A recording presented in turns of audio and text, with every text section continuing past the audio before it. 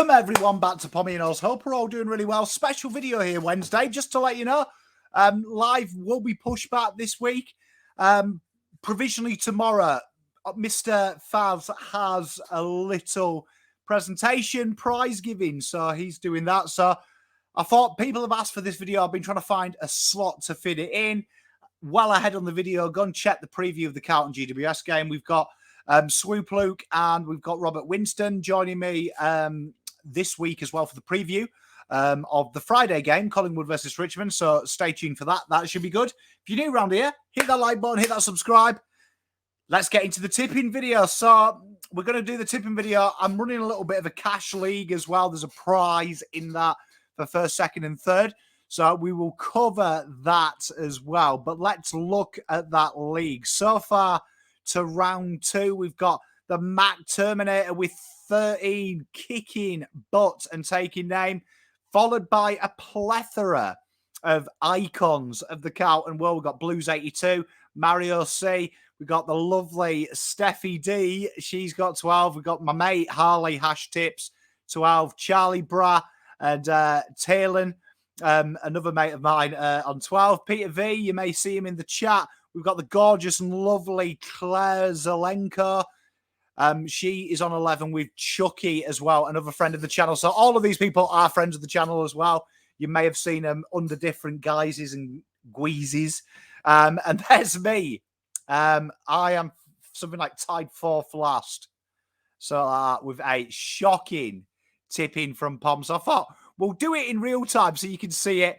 And we can have a bit of a laugh, eh? Do you know what I mean? Well, I'll give you brief previews of them all. But we start with the Doggies hosting the Lions tomorrow night. Teams have just dropped now. This should be a good game, isn't it? There's a lot of questions of both sides. I've been very critical of the Bulldogs. There's a video coming up on Inner Sanctum where I'm incredibly critical. So don't come at me, Doggies fans. I do it with love. I want all sides to do well. Against the Lions, who had an impressive win, which turned into a kind of a Klingon job. They were our feature game last week. Which way did Pom go? I tipped the Doggies. I can't see it not being the Doggies. Do you know what I mean? It has to be, doesn't it? At home, I could regret this. I've got to be honest. I could regret this, but Brisbane have in recent years travelled well, but I just can't see them going 0-3. If they have, lo and behold, it could be bad, couldn't it? It could be bad, but I figured there's always a shock every round that goes and bucks the trend. That has to be it. Then the feature game, the Magpies versus the Tigers. This should be a ripper, shouldn't it? This should be a ripper. Tigers look like they've got two major outs, though, which could be a huge issue in this. You want these two sides going headstrong, best side available, and you want them to really, because this is a feature game, really. If you think about it, the way that the Tigers play naturally is the antichrist to the way Collingwood play, looking to catch them on the overlap. Someone's got to make Collingwood defend. At the moment, Martin and Short are out. Nathan Broad is out because he's a clown. It's got to be the Pies, hasn't it? You have to tip the Pies here.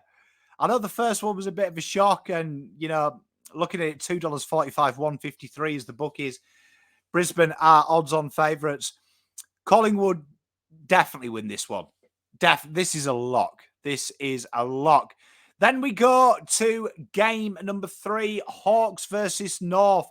Hawks in a world of trouble. North looking pretty good. Clarkson returns. This one is from memory in Tassie as well. So make of that what you will. Hawks are bad. Let's be honest. It's gotta be the Kangaroos, hasn't it?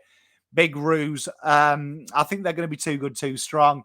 It's going to be interesting when Mitch Lewis returns for Hawthorn. Does that straighten them out? They do lack a target at the front. They lack a little bit of fight and desire. They're getting really overrun in that midfield. So I think North will be 3-0. And you know what? It'll be party time at Kanga Central, won't it? And then we've got my team, the Blues. We go all the way. Well, it's not that far, is it? But we go to Giant Stadium in New South Wales. GWS 1-1. Real hard fought game round 1. Was that an issue round 2? Who knows? Carlton draw round 1. Very impressive last week. Tipping my baggers. Whether I'll do that in the league, though, that's another thing. I have a thing about tipping Carlton and it backfiring. But publicly, it's going to be the Blues. Carlton go, what is that? 2-0-1. Good start.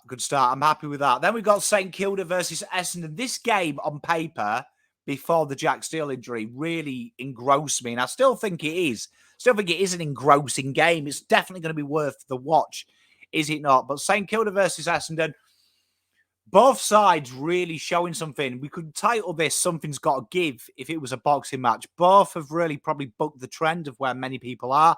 I know they've screwed my tips up. Much to my wife's chagrin, I backed against St Kilda last week, and I knew better. I'm going to be honest, I knew better. I didn't tip them, but I am tipping against them this week. Jack Steele out, I think that is a bridge too far. I think Essendon will win this. I think Steele, that is the one that you can't do. I know they've got Bytel coming back in and people are getting excited about that, but I do think Steele is a huge part of that with his work rate, and I do think something's got to give. I hope I'm wrong, though. I hope I'm wrong. Then we go to the next game, the showdown. This is a game, no doubt, everyone is excited. Traditionally, these games are pretty good, aren't they? They are pretty good. They are pretty exciting to watch, and it's going to be interesting. Port, very disappointing last week, but incredibly impressive the week before. Adelaide kind of look like they've got another gear and we haven't seen it yet, but they are in that category of being very disappointing. I do think Port are going to come back with a bang at the AO. It's going to be a ripping game. I can't wait to watch this one. I am genuinely salivating at the prospect of watching this one. I think it should be an absolute ripping tie, and I can't wait for it. But I think Port will be too big, too good. Then we've got this one. This is a very intriguing contest. Both sides struggling at the moment. Both sides heavily hyped in the preseason, particularly Gold Coast. Got Geelong, can you really overhype a side that good? I don't think so. You can overhype that. And Gold Coast have not really been spectacular in defeat. They've not really been disappointing either, but I can't see it. Geelong, injuries, yes, but far too good for Gold Coast. Geelong will win this one. And, you know, they've finally got off. And hopefully Chris Scott smiles. Do you know what I mean? I want to see him smile a bit more.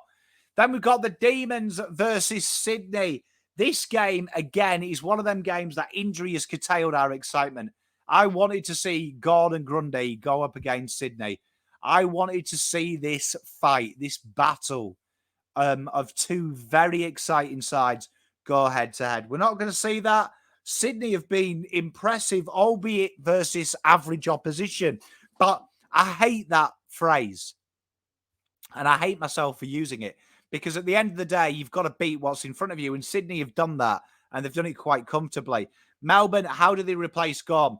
Last week against Brisbane, they were very impressive in their hit-outs. But them hit-outs went to Brisbane. And you can see that Grundy was a new ruckman in a new side. And the way that they operate is totally different. It's a very structured and very rigid system around the ball. And obviously, they've had 6 or 7 days in training to get that licked. Because he will get there first. And you would imagine Grundy will do the same hit-out-wise.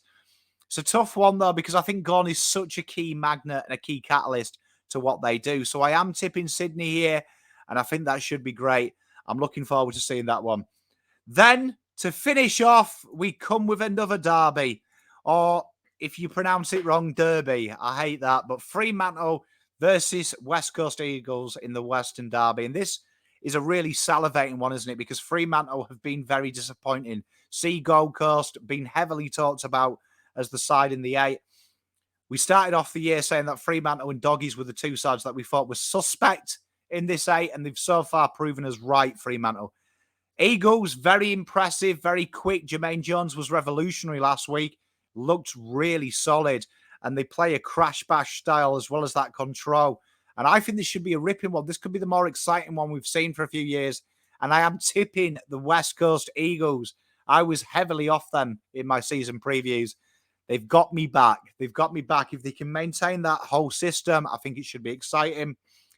They are my tips. Get them in your comments. I may change that Brisbane one as we get closer to the time.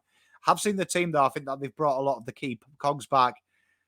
And there's no way Beveridge can be that daft, can they? But I may backfire on me. But they are my tips. Live by the sword, die by the sword. There's the update on the league. I hope you're all doing really well. Make sure you like and subscribe. Become a member of the channel as well. Help a brother out. And until next time, stay safe. Palm out.